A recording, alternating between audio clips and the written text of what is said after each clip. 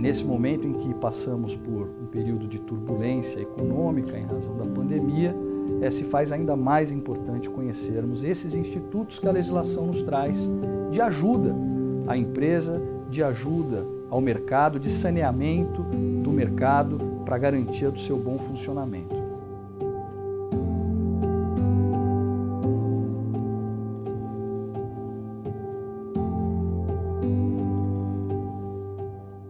Olá, minhas amigas, meus amigos, sejam todos bem-vindos ao Masterclass Apamages. Aqui quem fala é o professor Daniel Carmo Costa. Eu sou juiz titular da primeira vara de falências e recuperações judiciais de São Paulo e atualmente juiz auxiliar da presidência do Superior Tribunal de Justiça. E nesse nosso primeiro programa, nesse nosso primeiro encontro, eu gostaria de tratar com vocês de um assunto extremamente importante e atual.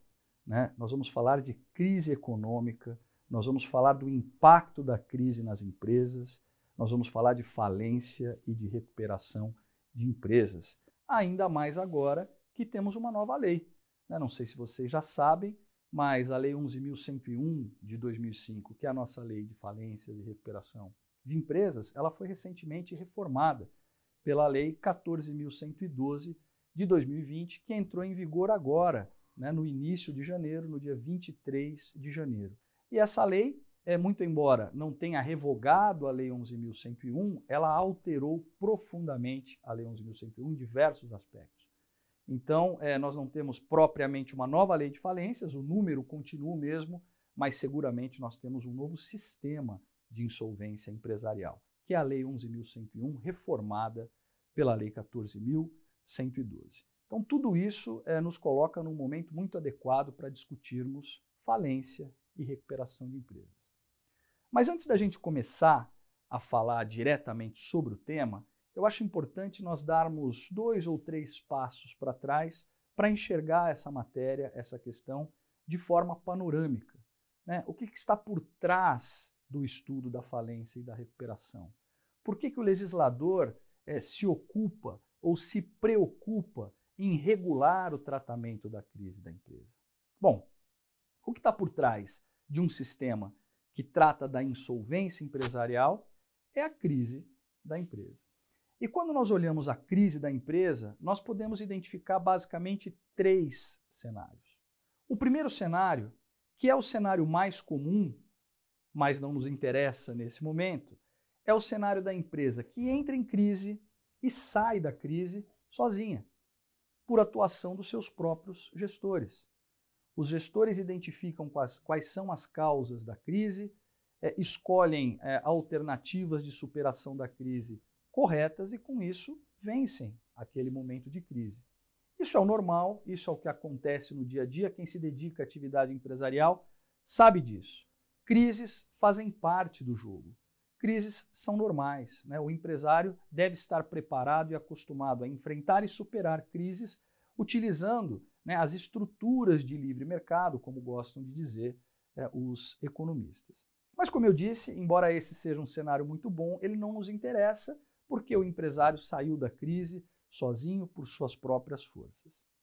Mas nós temos um segundo cenário, que é o cenário da empresa que entra em crise e não tem como sair da crise, porque a razão da sua crise é estrutural e não circunstancial. A empresa, por alguma razão, perdeu viabilidade econômica. Aquele negócio desenvolvido por ela não encontra mais respaldo na vontade dos consumidores, o produto não é bom, o serviço está defasado, enfim, por alguma razão, aquela atividade empresarial não tem como prosseguir. Se é assim, se nós temos uma atividade empresarial inviável, a resposta do sistema de insolvência para essa situação se chama liquidação, se chama falência. Portanto, nós temos aqui uma primeira observação importante. A falência é uma ferramenta do sistema de insolvência, que é o sistema legal que lida com a crise da empresa e que tem por objetivo tratar de uma crise com essas características. A empresa é inviável, ela não tem como prosseguir. Se ela não tem como prosseguir, ela não gera mais todos aqueles benefícios econômicos e sociais que nós pretendemos obter da atividade empresarial. Aliás, é justamente por isso que o legislador se ocupa da crise da empresa. Ele se preocupa em criar um sistema de insolvência empresarial, ele se preocupa com a crise da empresa, justamente porque, especialmente nas economias de cunho ocidental, capitalista, é a empresa a principal fonte desses benefícios econômicos e sociais.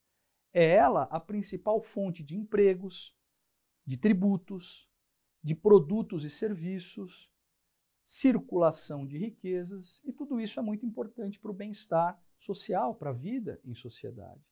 Então, o sistema jurídico se preocupa em tratar a crise da empresa, e aqui, atenção, esse talvez seja um dos pontos mais importantes da nossa conversa. O sistema jurídico se preocupa em tratar a crise da empresa com o objetivo de preservar os benefícios econômicos e sociais que decorrem da atividade empresarial. Mas veja, eu disse que se nós temos uma atividade inviável, que não tem mais condições de prosseguir, que não tem mais condições de gerar empregos, tributos, produtos, serviços, não tem mais condições de circular riquezas, de que maneira o legislador estrutura uma ferramenta para preservar esses benefícios? Ora, se essa empresa não gera mais esses benefícios, a forma que nós temos de preservá-los é criar condições para que esta empresa seja substituída por outra. Portanto, ela deve ser retirada do mercado o mais rapidamente possível, abrindo-se um espaço de mercado para que outra atividade empresarial o ocupe, para que outra atividade empresarial substitua aquela que se tornou inviável e exerça as suas funções de maneira social e economicamente úteis, ou seja, gerando os empregos, os produtos, os serviços, etc. Então essa é a primeira função da falência, substituir uma atividade inviável por outra atividade viável, geradora de benefícios econômicos e sociais. Mas não só.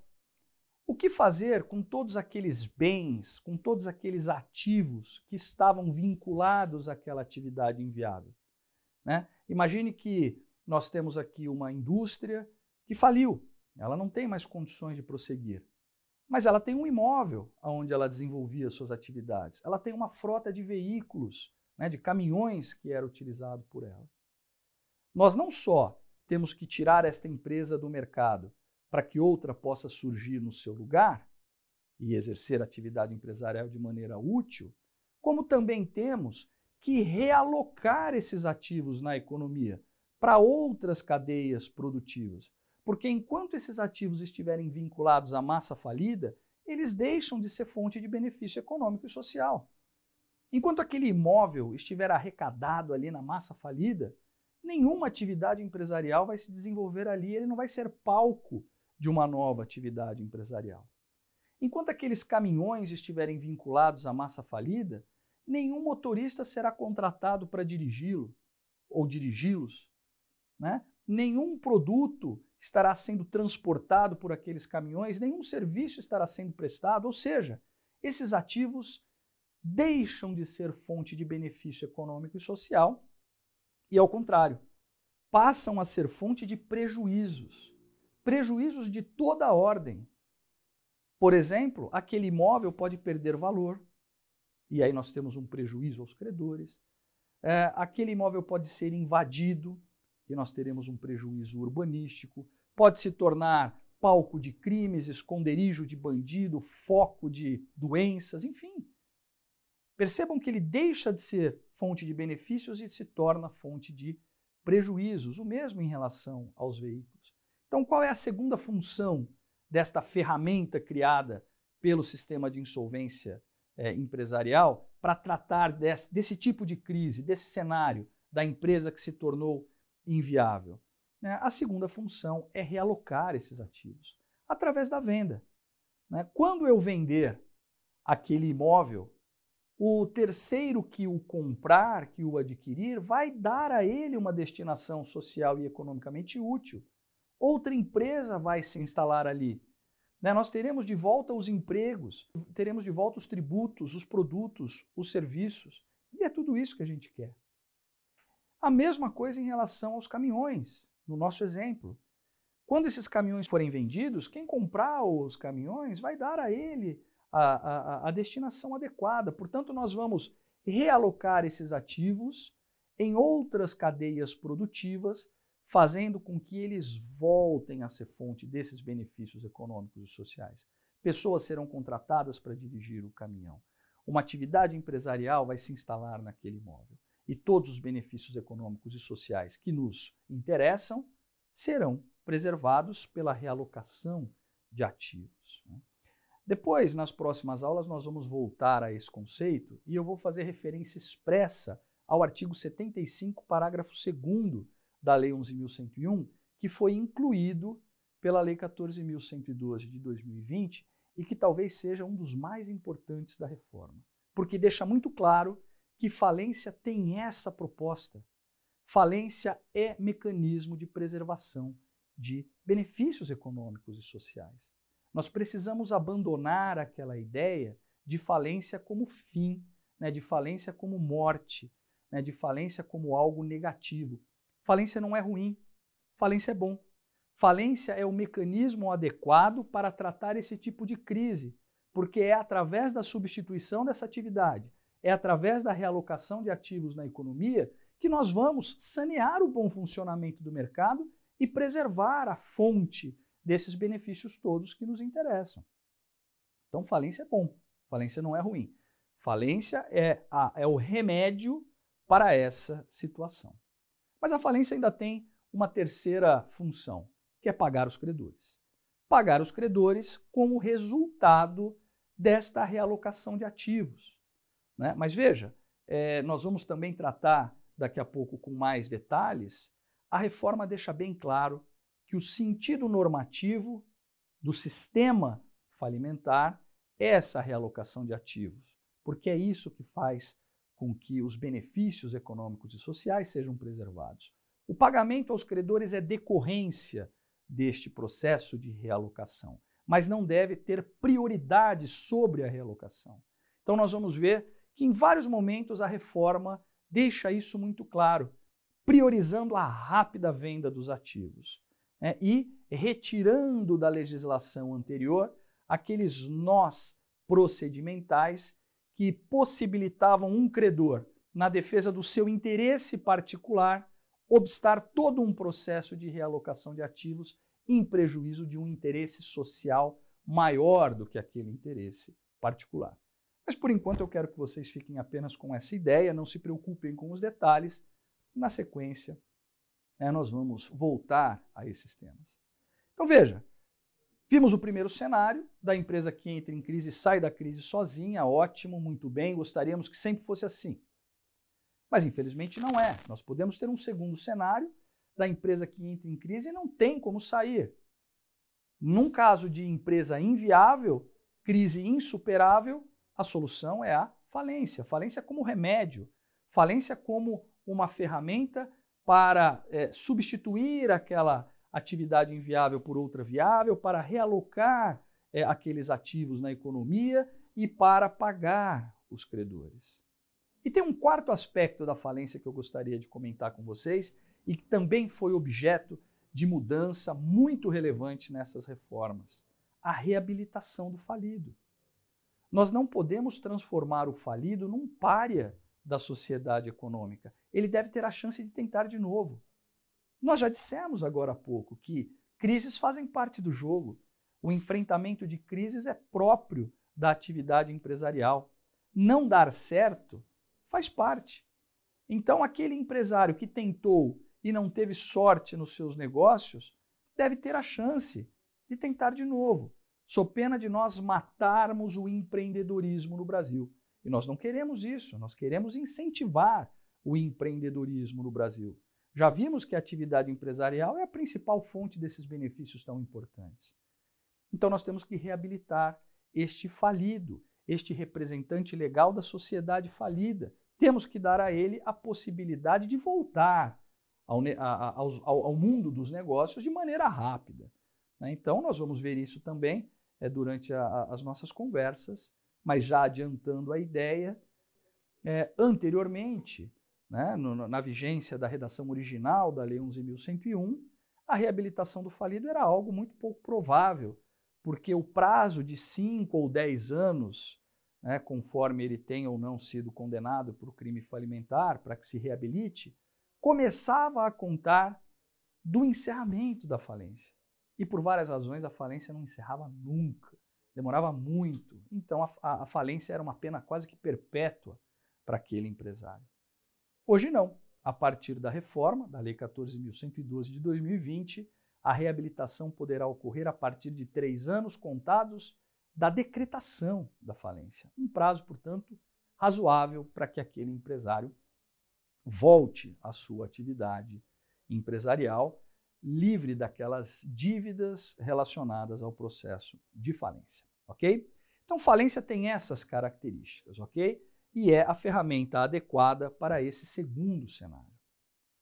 Mas nós temos ainda um terceiro cenário, esse bem mais delicado, porque é o cenário da empresa que entra em crise, é viável, o negócio é bom, o produto, o serviço desperta o interesse do mercado, mas por alguma razão aquele gestor não consegue encontrar a superação da crise, não consegue encontrar o caminho para vencer aquela crise, muito embora ele exista. A crise é superável. Basta que o gestor encontre esse caminho, basta que ele encontre, dentre as soluções de livre mercado, aquela adequada para que ele supere a crise. Mas ele não encontra. Em economia, isso se chama disfunção das estruturas de livre mercado. Então, por alguma razão, por algum problema de formação, por alguma visão equivocada, por uma percepção equivocada que esse empresário tenha da sua atividade, ele não encontra a solução. E veja, se nada for feito num cenário desse, uma atividade viável vai desaparecer. E se uma atividade viável vai desaparecer, produtos e serviços que eram úteis e necessários ao bom funcionamento da sociedade também vão desaparecer. Os empregos que aquela atividade gerava também vão desaparecer e eles poderiam ter sido preservados. Portanto, o sistema de insolvência cria aí uma segunda ferramenta, chamada recuperação empresarial, né? Que é uma ferramenta destinada a ajudar essa empresa em crise a encontrar uma solução na medida em que ela é viável. Então aqui, uma primeira observação importante. O pressuposto da aplicação desta ferramenta de recuperação é a viabilidade da atividade empresarial. Então não há que se falar em recuperação para atividade inviável. Se a atividade é inviável economicamente, nós já temos a ferramenta, é a falência. É o segundo cenário. Então é importante nós identificarmos a crise da empresa, identificarmos a possibilidade ou não de superação da crise para que nós apliquemos a ferramenta adequada para o cenário adequado. Né? Aplicar falência para uma situação de empresa inviável só gera benefícios. Aplicar recuperação para uma situação de empresa viável só gera benefícios.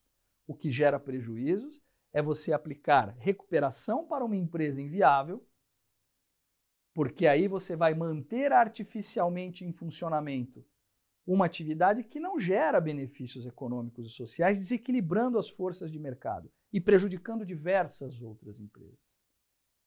Também vai gerar prejuízo aplicar falência para uma empresa viável, porque com isso você vai decretar ali o encerramento de uma atividade que era importante, que gerava produtos e serviços relevantes. Então é relevantíssimo nós identificarmos este cenário.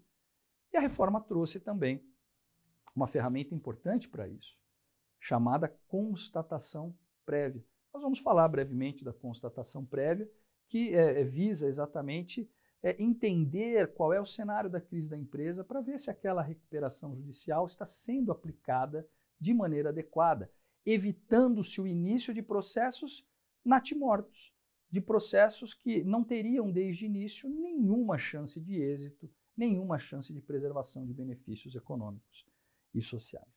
Então veja, nesse terceiro cenário, a recuperação é o mecanismo de preservação dos benefícios econômicos, na medida em que vai se ajudar a empresa a permanecer em funcionamento, vencer a crise e permanecer em funcionamento, gerando empregos, produtos, serviços, tributos, circulando riquezas, que é o que a gente quer. Observação importante nesse ponto. O objetivo do sistema de insolvência, por qualquer das suas ferramentas, é sempre o mesmo: preservar benefícios econômicos e sociais que decorrem da atividade. Isso que parece tão óbvio para nós, não é tão óbvio assim. Tem muita gente que enxerga a falência como uma coisa completamente diferente da recuperação. Falência é para credor, recuperação é para devedor. Falência é para beneficiar os credores que querem receber, recuperação é para beneficiar a devedora que não pode pagar. Essa visão é uma visão superada, pessoal. Eu venho sustentando desde 2011, com a criação da teoria da superação do dualismo pendular, que o objetivo do sistema brasileiro não é tutelar o interesse particular nem de credor nem de devedor. O objetivo do sistema como um todo é preservar o interesse social, é preservar o interesse público, revelado pela importância da geração de empregos, de tributos, da circulação de riquezas, da geração de produtos e serviços. É isso que o sistema busca preservar, só que de formas diferentes. Nós acabamos de ver. Se a empresa é inviável, pela substituição, pela realocação. Se a empresa é viável, ajudando esta empresa a permanecer produzindo aqueles benefícios. Tá? Então, até aqui, acho que estamos bem claros, em relação aos objetivos. Daqui para frente, vamos falar um pouquinho mais sobre a recuperação. Eu já entendi que a recuperação serve para ajudar a empresa a vencer a crise. Agora, a dúvida que surge é a seguinte: ajudar como? De que maneira a legislação pode ajudar a empresa a vencer o momento de crise? E a resposta a essa pergunta vai mudando conforme o tempo. Se nós voltarmos lá aos primórdios do nosso direito da insolvência, lá no direito romano, nós encontramos ali o embrião, da recuperação empresarial. Os nomes também mudam, tá? A ideia é sempre a mesma, mas os nomes mudam, concordata, recuperação, moratória, os nomes vão mudando, mas a ideia é sempre muito parecida.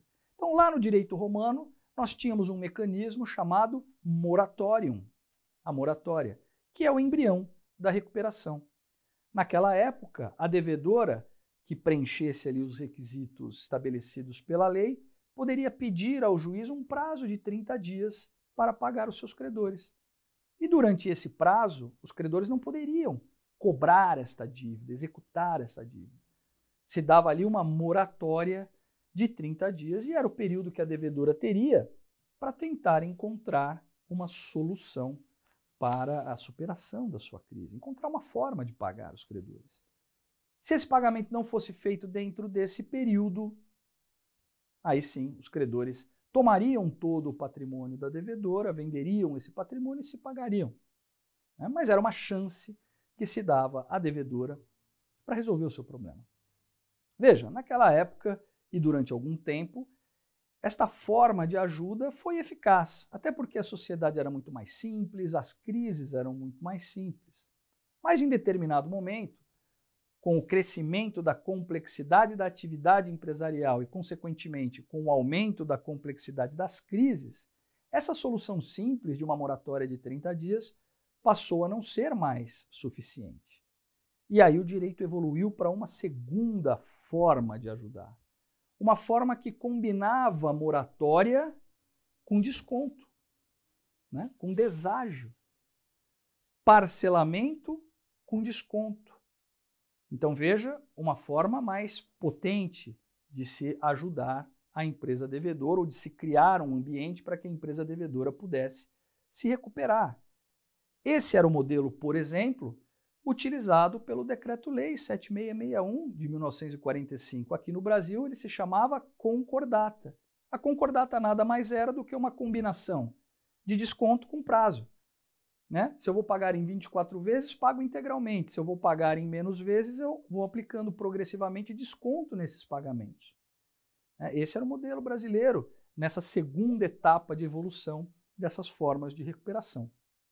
Agora percebam, tanto a primeira quanto a segunda fase dessa evolução são fases impositivas.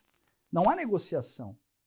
A devedora, preenchendo os requisitos legais, tem direito de impor aos seus credores aquela moratória, aquele parcelamento. Não há negociação. E mais, são hipóteses previamente estabelecidas pela lei. Eu costumo brincar e digo que esse é um modelo McDonald's, né? Número 1, número 2, número 3. Você não tem a possibilidade de escolher. A lei estabelece o direito a pedir a concordata, e aí, a partir daí, o devedor impõe aos credores alguma daquelas opções já pré-determinadas pela lei. Durante algum tempo, essa segunda forma de ajudar as empresas foi suficiente e eficaz, mas, de novo, com a crescente complexidade da sociedade, das atividades empresariais e das crises, em determinado momento, esta forma de ajudar não trazia mais os resultados esperados. E aí, nos Estados Unidos, surgiu um novo modelo, que é o modelo contemporâneo, que parte de premissas diferentes.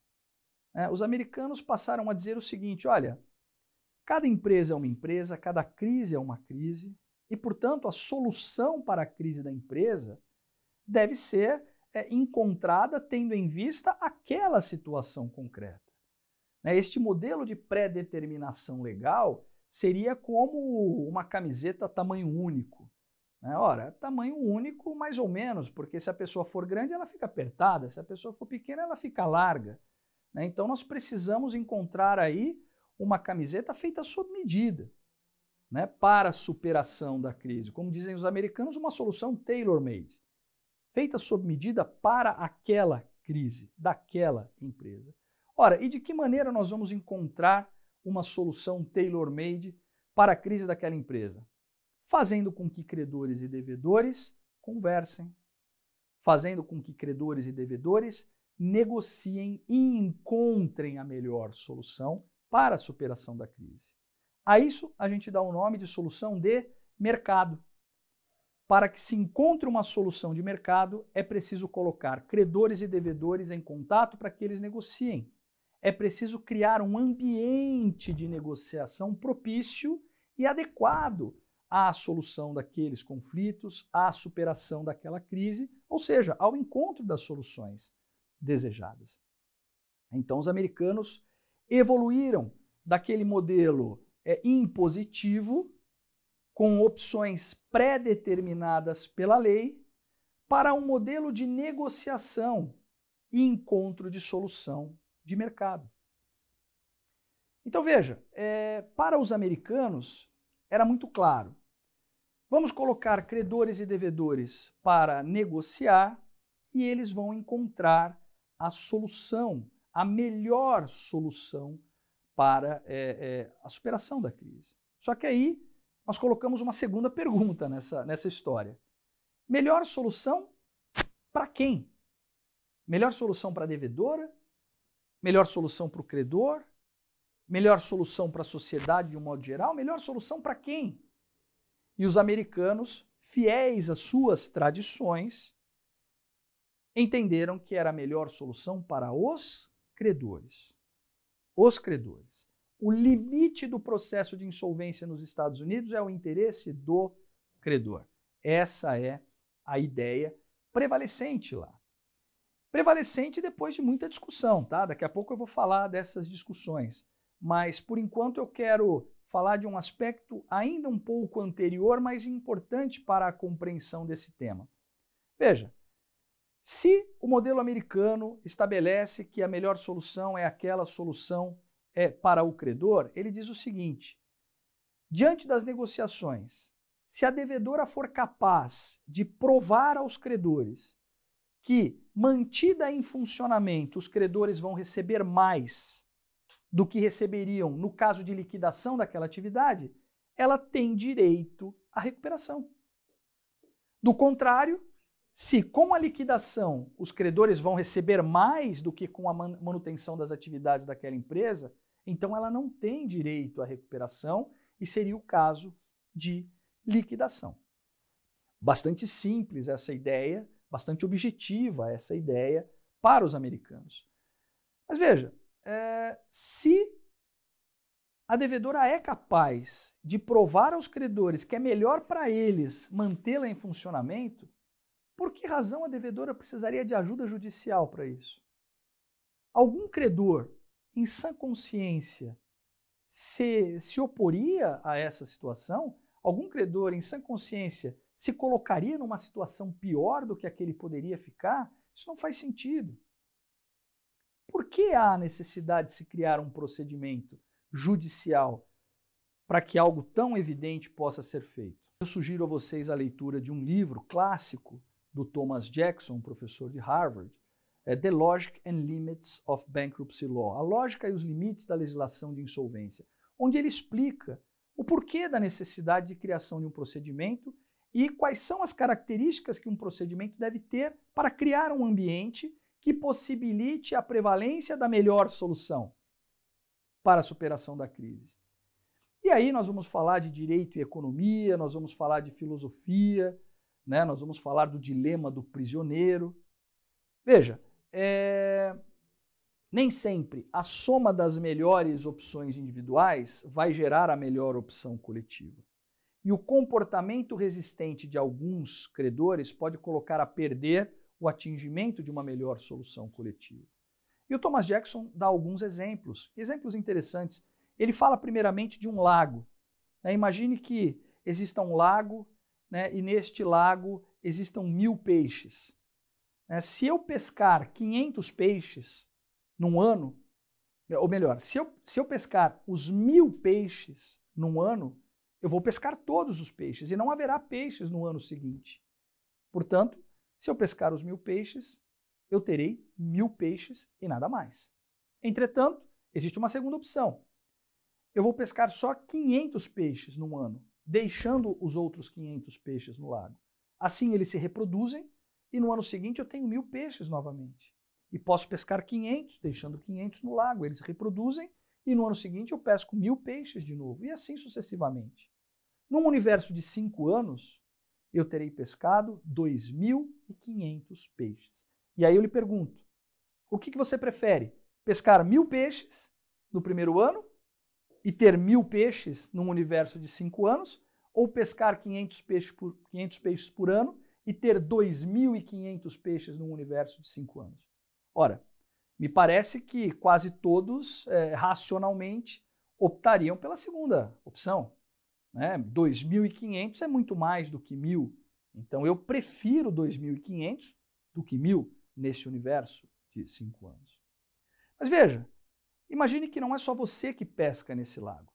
Diversas pessoas pescam ao mesmo tempo. Todos eles sabem que se pescarem só 500 peixes do lago, deixando 500 lá, vai ser melhor para todo mundo, porque eles vão dividir 2500 peixes e não 1000 peixes. Mas ninguém sabe exatamente quanto cada um está pescando. Numa circunstância como essa, a tendência de cada um é acelerar a sua pescaria diante do risco de que outros estejam pescando mais do que eu e de que, no final do ano, não haverá os 500 peixes no lago. E se todo mundo se comporta dessa forma, acelerando a sua pescaria, aqueles 1000 peixes serão pescados em poucos meses, menos de um ano.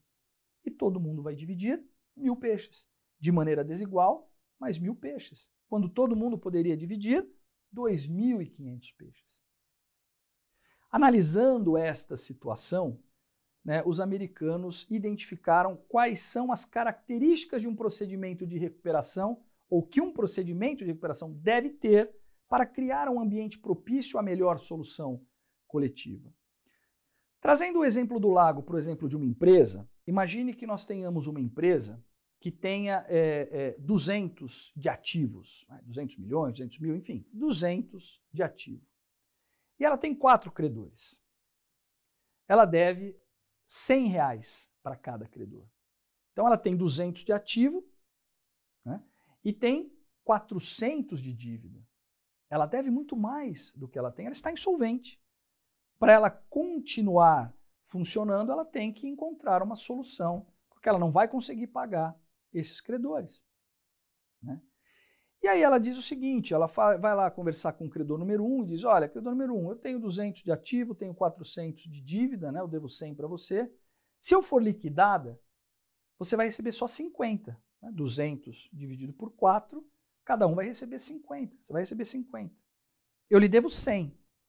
Mas se eu continuar em funcionamento, eu consigo pagar 70. 70 não é integral, mas é maior do que 50. Você prefere receber 50 com a minha liquidação ou 70 mantendo o meu funcionamento?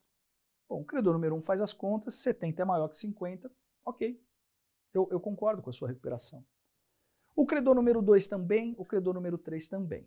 Mas quando a devedora vai falar com o credor número 4, esse credor número 4 diz, não, eu não concordo. Veja, você tem 200 de ativo e você me deve 100. Logo, você tem ativos suficientes para me pagar. E esses ativos estão ao alcance da minha mão. Então não me venha com essa conversa de 50 ou 70. Você me deve 100 e tem 200. Se você deve para outros também, isso não é problema meu, isso é problema seu. O que eu quero é receber os 100 e eu estou vendo 100 aí, disponível para mim. Então eu não só não faço esse acordo, como eu vou disparar uma execução e penhorar 100 do seu patrimônio. No momento em que este credor número 4 age desta forma, e ele é conhecido nos Estados Unidos como credor holdout, é o credor que quer ficar de fora. No momento em que ele faz isso, ele coloca a perder todo o esforço de negociação coletiva. Porque ou todo mundo aceitava receber 70, ou aquele negócio não tem as mesmas bases. E mais, ele desperta ou ele inicia nos outros credores o mesmo movimento, porque se eu sou o credor número 3, vejo que o credor número 4 já não concordou com aquela proposta e já penhorou 100, eu, como credor número 3, vou pensar, bom, ainda tem 100 disponível ali e me deve 100. Como esse acordo não vai sair, também vou eu disparar uma execução. E o credor número 2 também, e o credor número 1 também. E se todos os credores fazem isso, nós vamos ter a liquidação daquela atividade, daquela empresa, e todo mundo vai receber só 50. Então veja, todo mundo podendo receber 70, mas por conta do comportamento desse credor holdout, vai todo mundo receber só 50. O procedimento criado nos Estados Unidos visa, portanto, neutralizar o comportamento deste credor holdout. E de que maneira nós criamos condições adequadas para que a melhor solução coletiva possa prevalecer, para que os 70 possam prevalecer? Bom, primeira coisa, eu tenho que impedir este credor holdout de executar a devedora. Porque nós já vimos, se ele executar e penhorar ativos da devedora durante aquele processo de negociação, os outros credores saem da mesa também. Esse comportamento contamina o comportamento dos demais credores. Então, ninguém pode executar a devedora durante as negociações. E aí nós temos, talvez, uma das principais características desse modelo novo de recuperação, que é o stay period, ou seja, o prazo de suspensão das execuções dos credores contra a devedora durante as negociações. Então, nós temos o stay, que justamente visa neutralizar o comportamento deste credor holdout. Bom, com isso eu resolvo as execuções, mas e se esse credor ainda assim resiste ao acordo? Se ele não concorda, nós não temos um acordo coletivo. Todos precisam concordar, do contrário não sai o acordo. Bom, como é que nós resolvemos esse comportamento resistente do credor holdout? Através do mecanismo de que a decisão da maioria se aplica a todos. Então, se 3 credores aceitaram os 70, aquele quarto credor também vai receber 70, ainda que ele discorde. Quando nós combinamos esses dois mecanismos, nós temos as ferramentas necessárias e suficientes para neutralizar o comportamento do credor holdout e fazer com que a melhor solução coletiva prevaleça. Este é o modelo norte-americano de recuperação empresarial. Modelo que gerou muitos bons resultados lá e acabou influenciando o mundo inteiro, inclusive o Brasil. O Brasil, que tinha o Decreto-Lei 7661 de 1945, que se utilizava ainda daquela modalidade antiga de concordata, daquela segunda fase evolutiva ainda, decidiu mudar a sua legislação e, em 2005, adotou a Lei 11.101.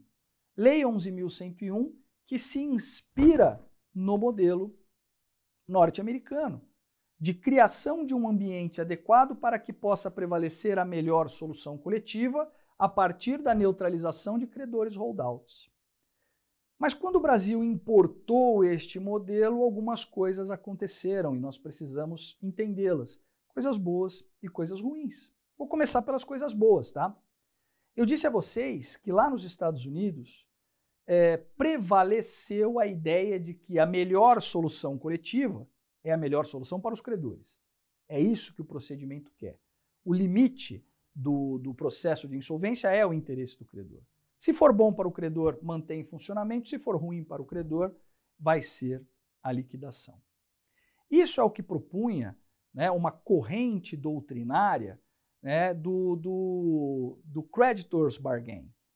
Creditors Bargain, ou seja, a negociação dos credores, era uma corrente liderada pelo Thomas Jackson, pelo Douglas Beard, dois professores muito importantes nos Estados Unidos. E é uma corrente que diz, olha, nós sabemos que a crise da empresa, ela atinge os credores, mas também atinge outros interesses. O funcionamento da empresa e, portanto, a sua crise, atinge a sociedade de maneira geral, atinge o interesse dos empregados, atinge o interesse dos consumidores. Vários interesses são atingidos pela crise da empresa. Mas num processo de recuperação, o único interesse que deve ser levado em consideração é o dos credores. É um processo de otimização de ativos em favor dos credores.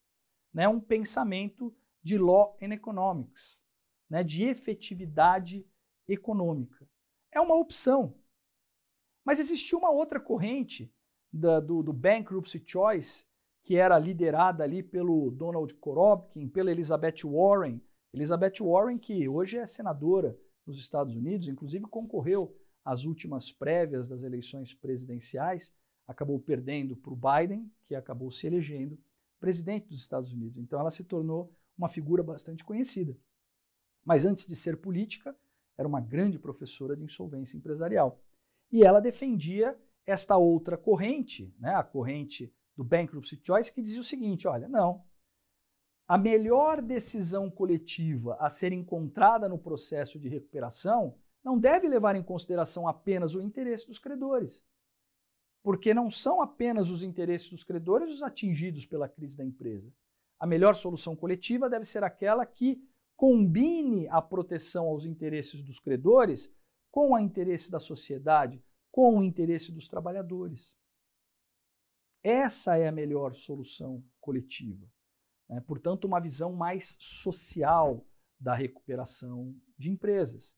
Não é à toa que ela é senadora pelo Partido Democrata e não pelo Partido Republicano. Enfim, nos Estados Unidos prevaleceu Creditors Bargain, fiéis às suas tradições. Quando o Brasil importou este modelo, houve uma mudança em relação a isso aqui. Porque durante a tramitação do projeto que deu origem à Lei 11.101, foi incluído o artigo 47 com a sua redação atual. Artigo 47 que diz que a recuperação judicial ela visa superar ou viabilizar a superação da crise econômica e financeira da empresa com preservação dos interesses dos credores, dos empregados, da preservação da atividade, da sua função social. Então percebam que o artigo 47 muda o sentido normativo do modelo brasileiro. Enquanto o modelo americano busca encontrar a melhor solução coletiva do ponto de vista exclusivo do credor, o modelo brasileiro não. O modelo brasileiro busca encontrar a melhor solução coletiva do ponto de vista da tutela de todos os interesses atingidos pela crise da empresa. E isso muda a forma de se aplicar a lei no Brasil. E é por essa razão que aqui no Brasil, muitas vezes, nós vamos encontrar decisões judiciais que concedem recuperação judicial para empresas, mesmo em situações em que os credores recebam menos do que receberiam na hipótese de liquidação. Por quê? Porque se levou em consideração a função social da empresa. A função social da empresa é o vetor de aplicação da recuperação. Claro, nós não podemos ignorar os interesses dos credores, mas nós temos que colocar na balança todos esses interesses e tentar encontrar uma solução que dê um tratamento adequado, que considere a proteção social da empresa também, não só a dos seus credores. Então essa é uma mudança que traz, vamos dizer assim, que traz um novo paradigma para o sistema brasileiro e precisa ser percebida por todos. Não é mais adequado afirmar aqui no Brasil que a recuperação judicial ou o processo de insolvência se destina a otimizar ativos para os credores. Essa é uma visão americana, mas não é a visão brasileira. E quando você tem esta visão brasileira e a percepção de que a função social da empresa nos aproxima muito mais do modelo do Bankruptcy Choice da Elizabeth Warren, nós começamos a perceber e entender melhor os fenômenos que aqui acontecem. Existem decisões, inclusive do Superior Tribunal de Justiça, que concedem recuperação judicial para empresas cujo plano não foi aprovado, não atingiu o quórum de aprovação. E por que isso? Porque a preservação daquela atividade se mostrava essencial para a tutela dos outros interesses, além dos interesses dos credores que não aprovaram aquele plano. E isso não deve gerar nenhum tipo de espanto, porque isso é da lógica do direito brasileiro. Aliás, é da tradição do direito brasileiro. Basta que nós lembremos, o direito brasileiro é um direito que prestigia a função social dos institutos de direito privado. A própria Constituição Federal diz isso. A Constituição Federal fala que o sistema econômico deve levar em consideração a função social da atividade econômica. A própria propriedade privada, um dos mais sagrados direitos individuais, deve ser exercida em atenção à sua função social. Eu não posso usar a minha propriedade privada em desacordo com a função social, sob pena de, no limite, perder a propriedade, por desapropriação, por exemplo. Os contratos, o juiz ele pode alterar a negociação feita pelas partes se aquele contrato não exerce ou não atinge a sua função social. As empresas, elas devem exercer a sua função social, portanto, nada mais natural no Brasil do que condicionar a recuperação judicial à preservação da função social das empresas. Então, a opção do artigo 47, ela é muito coerente com as tradições constitucionais e legais do direito brasileiro. Nós somos muito mais Bankruptcy Choice do que Creditors Bargain. Nós somos muito mais Elizabeth Warren do que Thomas Jackson. E isso é importante. E eu digo que isso é uma mudança boa, porque se trata de uma adequação do modelo americano às tradições do direito brasileiro. Mas coisas ruins aconteceram também nessa transposição. Veja, a essência do modelo americano que nós importamos, vamos dizer assim, é a neutralização do credor holdout. Ou seja, não pode haver credor holdout. Nós temos que neutralizar aquele credor que quer correr por fora. Mas quando o projeto veio aqui para o Brasil, estava sendo discutido no Congresso Nacional, todo mundo achando aquilo maravilhoso e tal, o fisco olhou aquilo e disse, mas espera aí, eu estou dentro? Quer dizer, eu sou o fisco, a empresa deve tributos, eu não vou poder executar essa empresa? Eu vou ter que renegociar as dívidas fiscais com essa empresa? Isso não está certo, porque eu sou o fisco. E aí, então, o legislador decidiu colocar o fisco para fora da recuperação. Não, os créditos fiscais não estão incluídos na recuperação. E mais, né, a legislação brasileira ainda exigiu a apresentação de uma certidão negativa de débitos fiscais como condição de conceder a recuperação. Ou seja, o fisco não só não está atingido, como deve ser pago para que a recuperação seja concedida para os outros credores. Né? Pago ou readequado através de parcelamentos, né, que nós vamos falar com mais calma nas próximas aulas. Então, de largada, nós já preservamos um credor holdout, que é o fisco. E aí os bancos também, né? Os bancos foram olhar aquilo e falaram, ah, que maravilha, mas eu estou dentro, eu faço um empréstimo para essa empresa, tenho um contrato com essa empresa, ela pede recuperação e não vai me pagar, eu não posso executar, eu vou ter que renegociar. Não. Assim vocês estão criando um risco maior ao empréstimo e, portanto, eu vou cobrar juros mais altos. Ou eu vou emprestar menos dinheiro. É isso que vocês querem? E aí o legislador, então, ok, vamos tirar os bancos também. Só que de uma forma diferente, né? Credores titulares de garantias fiduciárias, que não são só os bancos, mas principalmente os bancos, estão fora. E aí, veja, uma empresa em crise tem basicamente 4 tipos de credor. Ela deve tributos, fisco. Ela deve para o banco, porque ela tomou empréstimos bancários. Ela deve para os empregados e ela deve para fornecedores, outras empresas.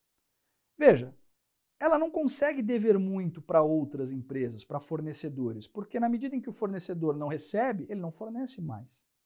Então a dívida com fornecedores normalmente é pequena. Com empregados a mesma coisa, ela não consegue dever muito para os empregados porque é salário. Se os empregados não receberem salário, eles não trabalham, eles entram em greve. Então ela não consegue acumular dívidas muito altas com credores trabalhistas. Por outro lado, com bancos e fisco, normalmente as dívidas são bem maiores. Por quê? Primeiro porque o fisco demora para cobrar. O fisco tem até 5 anos para fazer o lançamento desse tributo.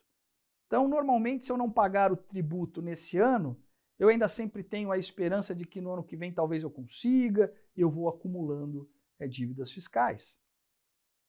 Com os bancos também. Não que os bancos demorem para cobrar, mas os bancos rolam a dívida. Os bancos vão renegociando a dívida para pagamento daquilo que não foi pago anteriormente, desde que você tenha, devedora, empresa, garantias para oferecer. Então, você vai aumentando o seu endividamento até o momento em que você não consegue mais rolar aquela dívida. E aí você vai pedir recuperação judicial e descobre que os seus 2 maiores credores não estão sujeitos à recuperação. Esse é um defeito de origem do nosso sistema. Lá no sistema americano está todo mundo dentro. Bancos, fisco, todo mundo dentro. A lógica desse sistema, para que se encontre a melhor solução coletiva, seja ela qual for, né, para que se encontre a melhor solução coletiva, pressupõe a neutralização dos credores que correm por fora. E aqui o sistema brasileiro preservou os 2 maiores credores de uma empresa em crise como credores holdouts. E isso acaba explicando, né, muito da ineficiência do nosso sistema. O nosso sistema acabou não funcionando da forma como esperada, justamente porque deixou os 2 maiores credores de uma empresa para fora da recuperação judicial. A reforma se ocupou disso também. Em relação ao fisco, foi encontrada uma solução intermediária para a neutralização da ação do fisco durante a negociação coletiva. Foi encontrada uma possibilidade razoável de repactuação das dívidas fiscais com a devedora.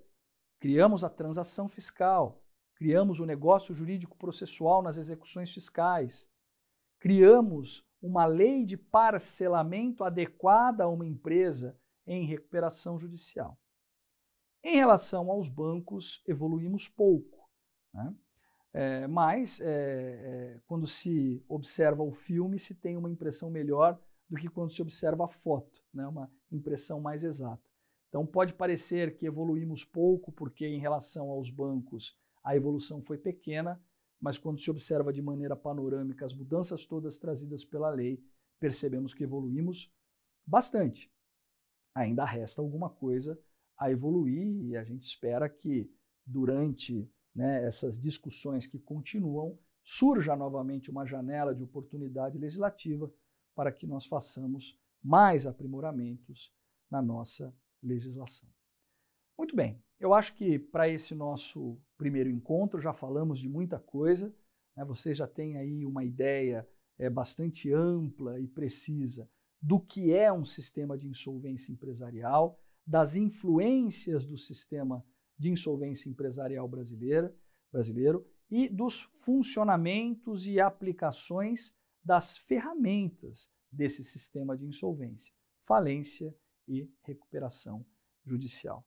Nos nossos próximos encontros, nós vamos evoluir nessa análise, falando sobre diversos outros aspectos importantes, sempre com destaque nas modificações trazidas pela reforma da lei. Eu agradeço muito a presença de todos, a atenção de todos vocês. Foi um grande prazer dividir esse tempo com todos e nos encontramos na nossa próxima aula. Até lá!